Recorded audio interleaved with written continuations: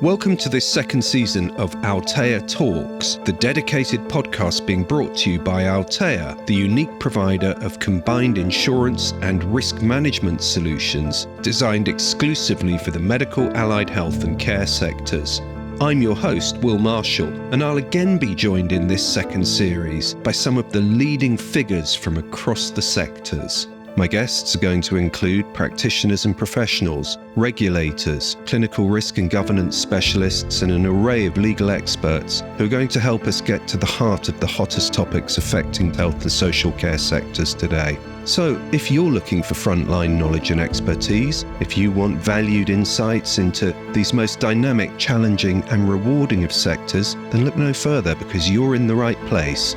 Welcome again to Altea Talks.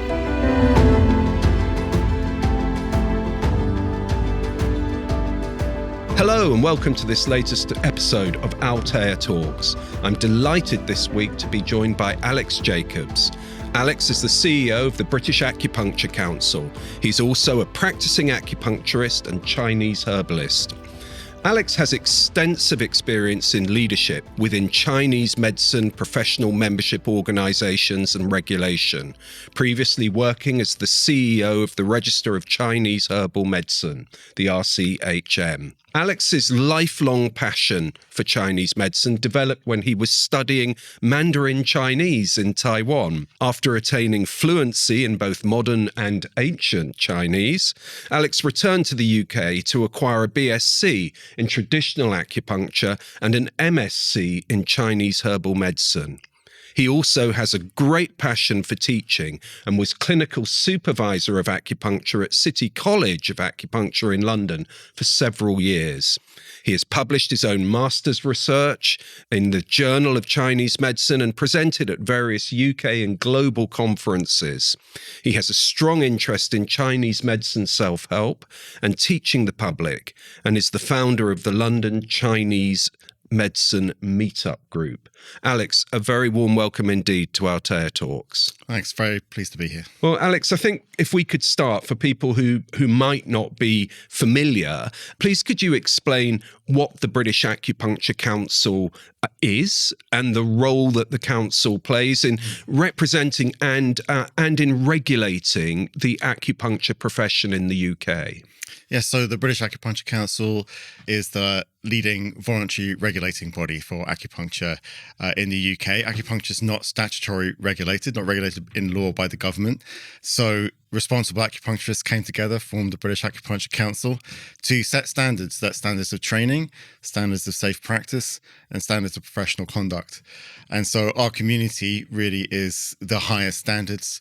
When a member of the public chooses one of our members, they know that they're going to get good quality treatment that hopefully is going to be very effective, but also they can trust our members to have those safe practice and professional standards. Thank you. And taking a step back, acupuncture has been practiced as a traditional form of medicine for thousands of years, hasn't it? But it's only, or it seems only comparatively recent that it's started to really take hold in the UK. Could you start by telling us when acupuncture began to gain a foothold here and why we're now seeing this modern validation of such a traditional form of medicine? Yeah, I mean, it's very interesting. I think if you had a room full of random people and you asked everybody who has had acupuncture themselves or has a close friend or family member who's had acupuncture, it would pretty much be everybody raising their hand in the room. So it's really gone widespread, it's gone mainstream in the UK. Acupuncture is part of the mainstream medical system of China that developed over thousands of years. And I think that we use this word traditional to kind of capture it, traditional acupuncture, but what does that actually mean? I think unpacking that term is quite useful. I think one thing that people don't necessarily immediately pick up on or make a connection with is we know that long list of Chinese inventions. So everything from the compass to the mechanical clock to the largest ships in the world that sail to the subcontinent. These were all great technological developments of China. And in fact, there was a very famous English chemist, Joseph Needham, who catalogued this history of the development of science and civilization in China in a multi-volume set. It's very interesting set. So there'll be a text, for example, just on shipbuilding and the development of shipbuilding in Chinese culture. What people don't make the connection with is that Chinese medicine is not only a key part of that scientific and technological development of Chinese culture and the mainstream medicine system of China, but some might say it's actually the epitome. It's actually the greatest representation of that tradition. So maybe today we'll be able to unpack a little bit about what that means and how it actually impacts on safety, particularly because that's the topic of this talk. Yeah, thank you. It's fascinating. If I can just bring it back to the UK, we often hear or read that the acupuncture profession in the UK has gone through a process of maturation. It would be helpful if you could just share with us some of the big milestones in that process, particularly in terms of developments in training, education, and establishing acupuncture as more than just an alternative treatment here.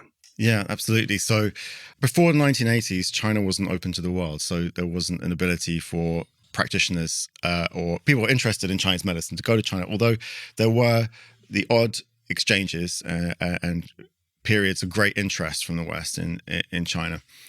After 1980, there was the open doors policy. So you had a number of key people going to China. Most famously, if you're into Chinese medicine, you will have heard of the name of Giovanni Macciocchio, maybe Peter Dedman, Mazen Kofaji. They went over and they actually came back and translated some of the key texts and the university texts. And this started to form the basis. So that the trainings that were before this time were continued, and then there was trainings that were integrating how things were taught in China as well. All of this evolved to the point where you got more and more serious schools who are teaching at higher and higher levels of standards. The first real milestone is in the early 90s. The education profession got together and said, look, we might not be able to agree on a lot of things, but we can agree on the standards of education. And they set up the British Acupuncture Accreditation Board. And a few years later, that set the ground for 5 acupuncture organizations to come together and say, look, it's silly that we're all working in different places. Let's set the future for the medicine. And they formed the British Acupuncture Council. And so the British Acupuncture Accreditation Board and the British Acupuncture Council have worked hand in hand since then.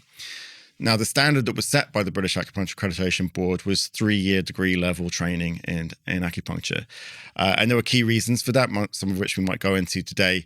And everything was going full pelt in a very optimistic way because the government had promised that they would statutory regulate acupuncture. And in the government report on statutory regulation, they recommended this 3-year degree level path. Unfortunately, at the end of the 2000s, the government decided to change course. And instead of statutory regulation, they came up with a new form of regulation, which we'll talk about today, which is the accreditation of the standards of voluntary regulation. It's a bit of a mouthful. Yeah. And the organization that was handed this responsibility was the Professional Standards Authority for Health and Social Care. And they started what's called the Accredited Registers Program in 2013, and the British Acupuncture Council was a founding member. So we've been accredited by the Professional Standards Authority for 12 years. And so not only do we set these really high training standards, which are some of the highest in Europe, we're very much the envy of Europe, other acupuncture organizations that we've managed to enshrine these high standards of education. And then the practice standards and regulation standards maintained since that point and improved year on year because we're under the scrutiny of the PSA, Professional Standards Authority, since that point. And those are the main milestones, I would say. Interesting, very interesting. And I just taking it back to the degree level qualification point, can you explain briefly what that entails and also why those requirements that the BACC has are so important in helping to set a benchmark for safe and effective practice from its members? Yeah, 100%. So the 3-year degree level training, you can think of it broadly in 2 categories. There's the traditional part, which I'll talk about in a moment. And then there's the recognizable part from modern safe practice, which is everything from anatomy, physiology, pathology, in-depth safe practice training in For example, hygiene is obviously a very important aspect of what we do. And then there's a lot of professional practice training. So training in red flags, when to refer, when to recognize the limits of your own practice, and how to treat patients with respect, how to gain informed consent, all of them, the kind of universal issues that we all face as healthcare practitioners. But just a quick note on the traditional side, because sometimes we put that to the side. We say, well, these are all the standards which make sense to the modern world. And then there's the traditional side. And the traditional side has real impact on safe practice. One of the differentials we might make, for example, is someone might have two people might have shoulder pain. One has been caused by exposure to cold. It's made the shoulder contract, and by applying heat, the shoulder will get better. Someone else, for example, going through the menopause, may have a lot of heat flooding through the area, venting through the upper body, and it's drying out the shoulder, and that's causing the pain. Heat would make it worse. And so when it comes to this kind of traditional differential, and you notice I haven't used any kind of abstract words here or anything that is not related to kind of modern science, but you can see that the outcome relates to safe practice, and having that depth of training requires that. And so our 3-year degree level training has the best of both worlds. We've got the modern standards, and in some ways we're ahead. We're ahead on those kind of differentials, and we can treat and get better outcomes. Yeah. And you've mentioned that the BACC regulates its members. Could you explain what types of requirements and codes of practice members are required to adhere to as part of their membership of BACC? Yeah, absolutely. So essentially, regulation from a membership body is making sure that everybody who appears on our practitioner register, everyone who's a member should be there, and anyone who shouldn't be there doesn't appear. That's essentially everything you have to do to make that happen. But you have to do a lot to make that happen. We have to set admission standards, and we have to make sure that our members are adhering to professional standards of safe practice and professional conduct. Obviously, we talked about the training already, ongoing requirements like CPD. And then, of course, all of our members sign up to by being a member.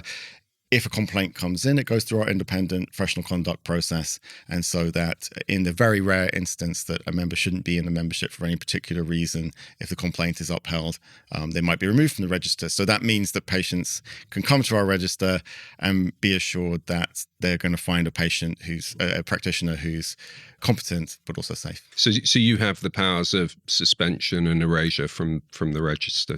Absolutely, yes. Yeah. Okay. And you've talked briefly also about the PSA, the Professional Standards Authority, which, as you've explained, regulates bodies across health and social care, with the BACC being a founding member of the PSA scheme. What does that oversight involve, and why is it important for patients and the wider health system to have that in place? Well, it's really good you asked that, because actually not many people know about the Professional Standards Authority. You know, NHS brand recognition is very high, but PSA is quite low. But the PSA, they not only set standards for the voluntary organisations like us, they also set standards for all of the statutory regulators, the HCPC, the Nursing and Midwifery Council, all of them. And they oversee the standards for those. And one thing that they've actually been saying more and more explicitly now is that they're bringing the standards together. So it's really the standard that you'll find in regulation of healthcare for a doctor or a GP will be the same standard you'll find on the accredited register scheme. And so that PSA brand is very, very important. And the PSA wants more awareness of it, and we do as well, because we think it's really important for people to know that safety. Now, in terms of what they do, there are 9 standards of the PSA.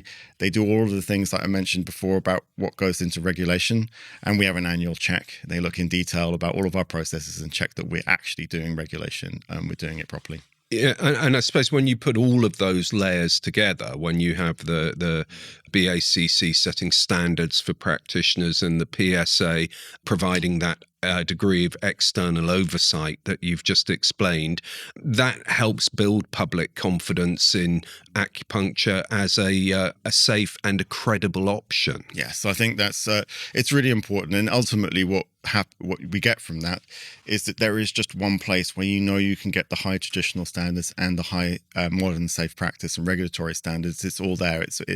And that's very important, because ultimately what we want is good healthcare to get out to people who need it. And that's that's what the outcome that this provides. Yeah, that's vital for everyone concerned. I mean, can I ask you this just straight out? I mean, how safe is acupuncture compared to more traditional modern healthcare? Well, so acupuncture is very safe, particularly when it's practiced by regulated practitioners, and that's a big proviso there, because in 2004, a landmark research study was conducted by Hugh McPherson et al. And this study examined and surveyed the patients of over 600 practicing acupuncturists. And to get past ethical approval for the study, they had to make sure that these acupuncturists were upholding good standards. So the only way they could do that was to select them exclusively from British Acupuncture Council members. So over 600 were selected from the British Acupuncture Council members.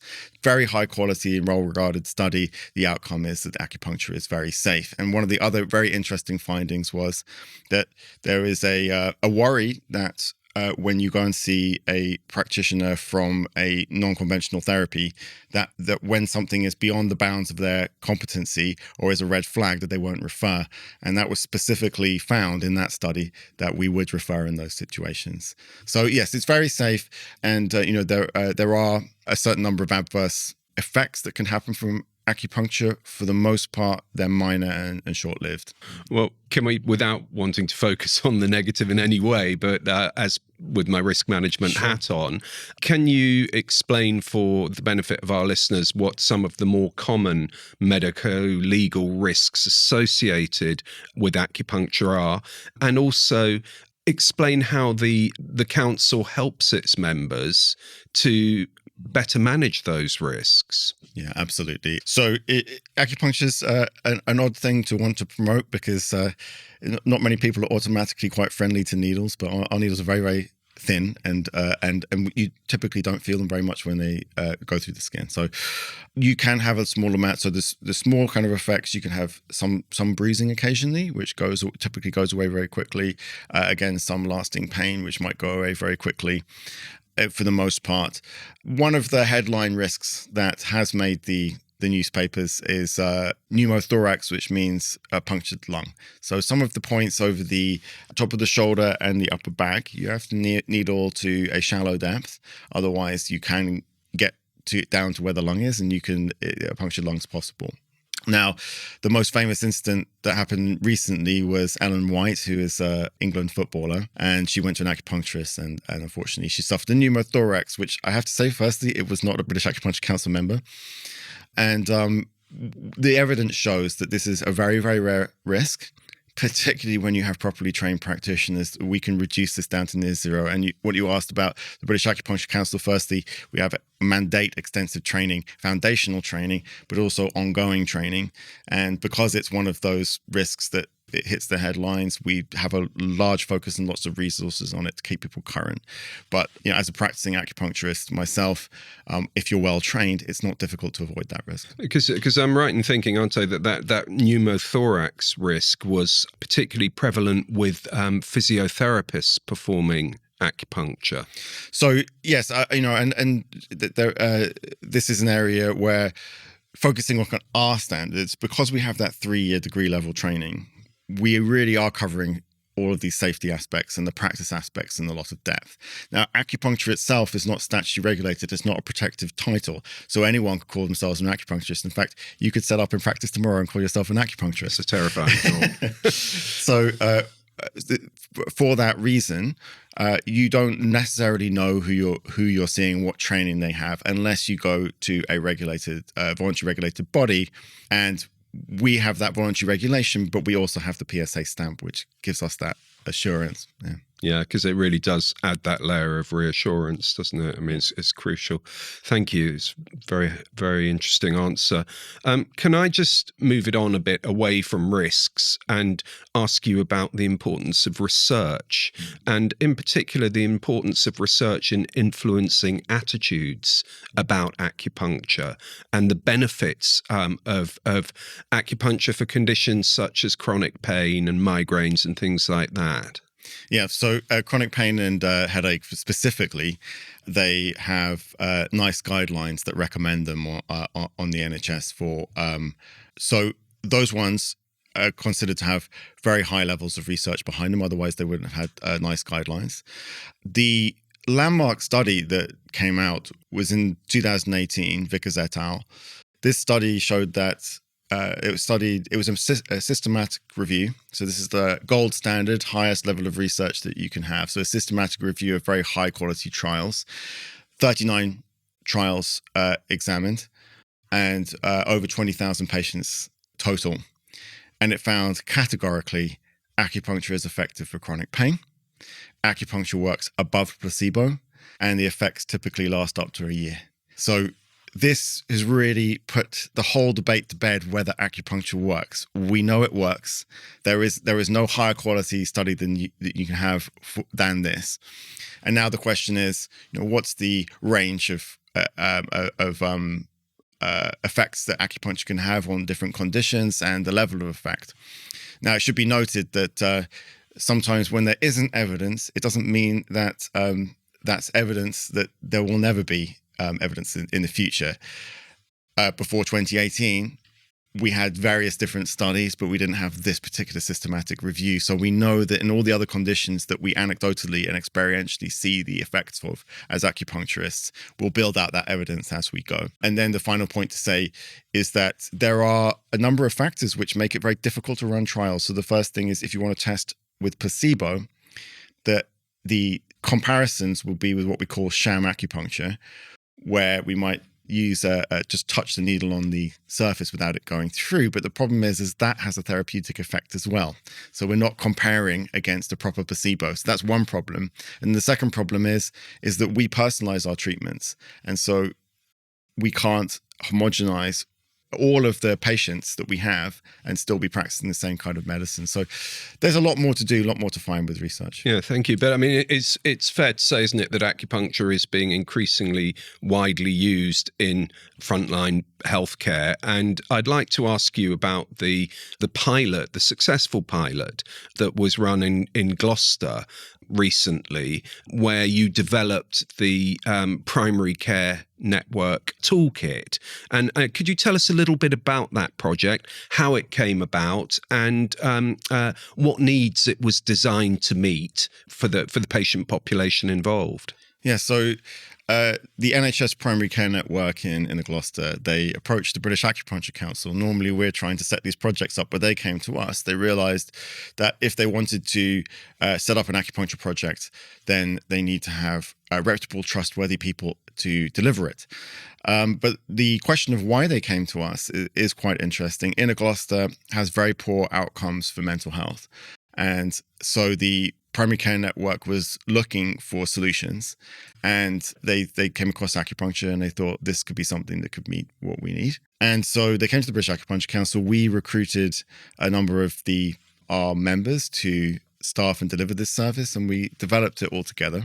And it's become very, very successful, and it's now meeting the needs. And it's a great example of when you have well-regulated practitioners and the opportunities to work on the NHS and then deliver that care to people with the least means who need it. So thank you. For those who may be unfamiliar with it, can you explain a bit about what the toolkit actually includes, and how it makes it easier for GP practices or local health teams to bring acupuncture into their services? Absolutely. So I'll tell you a little bit about the project. So the project is Ear Acupuncture for Anxiety. And one of the benefits of ear acupuncture is that you can set people up on chairs at the same time, and you can deliver the acupuncture to the ears, multiple people at the same time. Very cost effective. It was actually one of the most cost effective solutions, and very effective for the public too. So there's a lot that goes into that. And when you speak to the practitioners involved, there are so many different things that they thought through to make the project work. So we got everything from the practical elements to the safety elements, the regulatory elements, and to the little details that actually enabled the outcomes to happen without adverse outcomes too. All of that goes into the toolkit, so it can be standardized and it can be replicated around the country, and that's what we're hoping that we can achieve. And has it been used in other settings?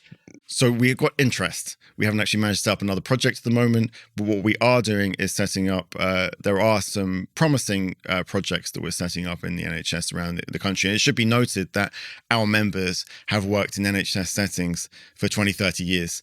And so there's been many projects, things like in oncology support, in chronic pain, and in mental health.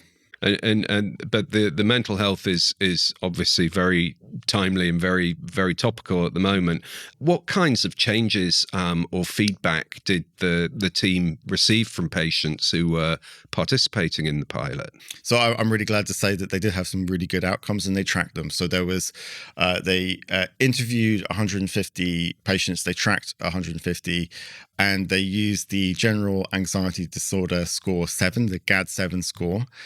And they discovered that the average was that when patients came in with anxiety, they're rating around about 15.53, which is a severe anxiety. And on average, when they left, it was around 8, which is mild anxiety. So there was a very clear benefit. Yeah, of what sort of time period was that? So I believe that they were being delivered in sessions of 6. And so but I would have to double check whether that differential was over one course of 6 or multiple courses. But yeah, it was. It's still a pretty spectacular outcome. I mean, what was interesting is that they were finding that it was outperforming things like group counselling, which might have some beneficial effects. Problem with group counselling is that you need the same people, same 6 people at the beginning that you do at the end. So if you get one dropped out, you've got an empty chair.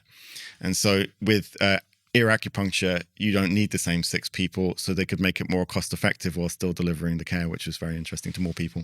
Fantastic.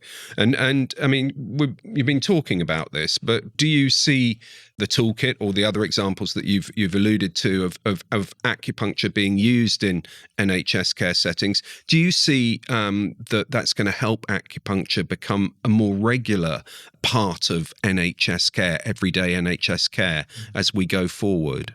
I think that there are many visions to the way that acupuncture can be delivered to the public. So many of our members are happy working in the private sector, where they can have the maximum flexibility to work in the way that they want. And we have the widest range of private healthcare insurance, which covers acupuncture too. So many healthcare plans can get and authorize acupuncture from our members. But the NHS, a lot of our members are extremely passionate about having people from all backgrounds being able to access good care. And so we really hope that it can expand within the NHS, and it's really an organisation like the British Acupuncture Council that can make those inroads, because trust of the healthcare practitioner and minimizing risk is such a high priority.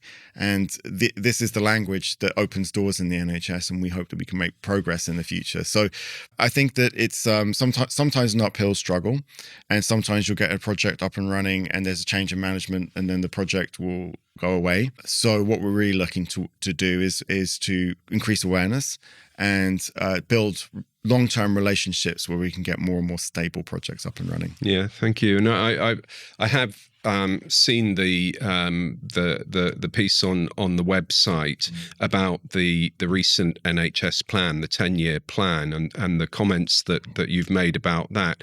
Looking forward, how do you see acupuncture supporting that, and particularly the sort of the key shifts, moving from sickness to preventing ill health, from treating sickness to preventing ill health, moving from hospital to community?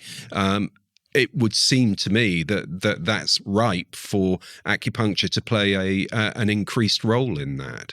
100%. And I don't think it's by accident, and you might think I would say that, but we in the Chinese medicine field, the way that we view medicine from the beginning has been prevention, has been personalization, has been about building community and empowerment. If you look at the report by Lord Darzi into the NHS, the word empowerment was used over and over again.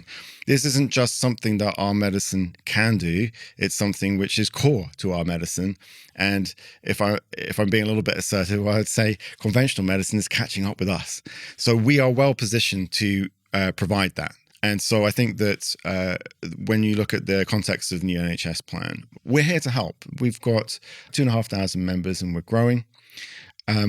That's an army of of people who are there to try and support the NHS at a time when finances are constrained.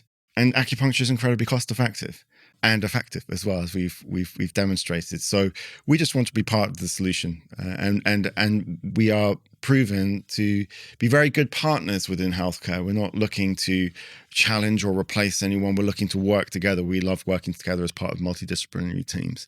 So I say we're looking to be part of the solution. Yeah, thank you. And in terms of actually sort of practical steps to bring that forward, are there any other projects that you're engaged in at the moment, or initiatives that you're involved in that are really looking to advance that? Yeah, so I mean, part of what we're doing is really trying to understand how we can push things forward in a number of different ways. Sometimes the pathway is not always obvious when you're looking forward. When you look back and you think, well, okay, that was the best way to push things forward. But we will be running our Acupuncture Awareness Week from the 10th to 16th of November. And our tagline is the original whole system of health, because it's not only, we want to give over the understanding that we do have a framework. It's not just about sticking needles in people. We have a whole framework of understanding that's valid, that, let's say, conventional medicine is catching up with. And that we've been there for quite a long time. So when we talk about something like personalized medicine or preventative medicine, in some ways, we were the original. We were there a long time ago. And we want to be able to add that to the conversation and add those insights to the conversation. So that's the thing that's coming up most in the shortest time as our Acupuncture Awareness Week. And if you look out on our social channels, you'll see a lot of interesting content being created that week. Well, I will certainly look forward to that, Alex, and we'll look out for that. And I think we should probably draw it to a close there, but it just remains for me to thank you for appearing on the podcast and for being such a fascinating guest. And exciting times lie just around the corner for acupuncture. So thank you very much, Alex. Thanks for inviting me on. Thank you for tuning in. I hope you enjoyed today's episode of Altair Talks. If you did, please don't forget to subscribe or leave a like or a review on whatever platform you're listening on, as this helps spread the word. If you have any questions or comments or topics you'd like us to explore in future episodes, please do contact us, as we'd love to hear from you. You can find us on LinkedIn or visit our website at www.altairinsurance.com. Stay tuned for more episodes, and until next time, take care of yourselves. The information contained in this podcast is not intended to represent a complete analysis of the topics presented and is provided for information purposes only for practitioners in the UK. It is not intended as legal advice, and no responsibility can be accepted by Altair or the British Acupuncture Council for any reliance placed upon it. Independent legal advice should always be obtained before applying any information to particular circumstances.